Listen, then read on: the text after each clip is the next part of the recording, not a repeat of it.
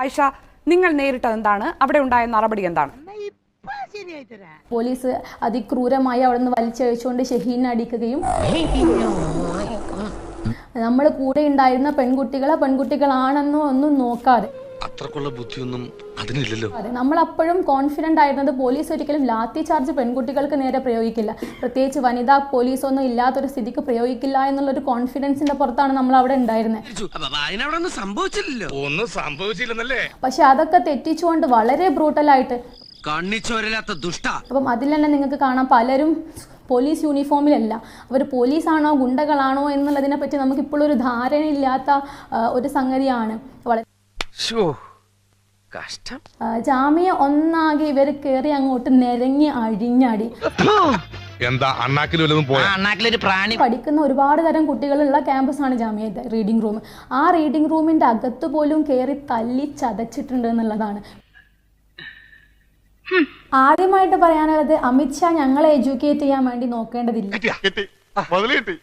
Add ചെയ്യാനുള്ള ആദ്യമായി പറയാനുള്ള ഒരു കാര്യം എന്താണെന്ന് വെച്ചാൽ, വിദ്യാർത്ഥികൾ ബസ് കത്തിച്ചു എന്ന് പറയുകയുണ്ടായി. പോലീസ് ബസ് കത്തിക്കുന്നതിന്റെ ദൃക്സാക്ഷിയായ ഒരാളാണ് ഞാൻ. ആ എൻ്റെ മുന്നിൽ വെച്ച് പത്മകുമാർ അങ്ങനെ ഒരു കമന്റ് പറയാൻ പാടില്ലായിരുന്നു. കാരണം വളരെ പോലീസ് കൺട്രോളിലുള്ള സ്ഥലത്ത് ഒരു പ്രൊട്ടസ്റ്റേഴ്സോ ഒരു ലോക്കൽ പീപ്പിളോ ഇല്ലാത്തൊരു സ്ഥലത്ത് ബസ് കത്തിക്കുന്നത് നേർ കണ്ണുകൊണ്ട് കണ്ട, ജേർണലിസ്റ്റുകളുടെ കൂടെ നിന്ന് നേർ കണ്ണുകൊണ്ട് കണ്ട ഒരു വിദ്യാർത്ഥിയായ എന്റെ മുന്നിൽ എന്നിങ്ങനെ പറയരുതായിരുന്നു. ചെറിയ വട കൊടുത്ത് വലിയ വട വാങ്ങിച്ചു. വിദ്യാർത്ഥി പ്രക്ഷോഭങ്ങളിൽ നിങ്ങളിങ്ങനെ ടെറർ അറ്റാക്ക് കൊണ്ട് ഒതുക്കി തീർക്കാമെന്നോ അല്ലെങ്കിൽ അടക്കി തീർക്കാമെന്നോ വല്ല ദുരുദ്ദേശവും ഉണ്ടെങ്കിൽ അതൊരിക്കലും നടക്കാൻ പോകുന്നില്ല.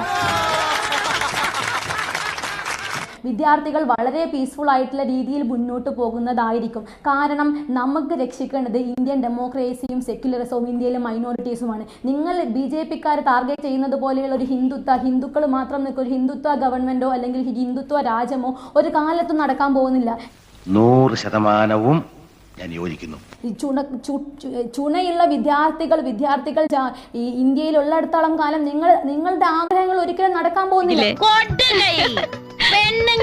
ഇങ്ങനെ തന്നെ വേണം. വിദ്യാർത്ഥി സമൂഹത്തെയാണ് പ്രതിനിധീകരിക്കുന്നത്.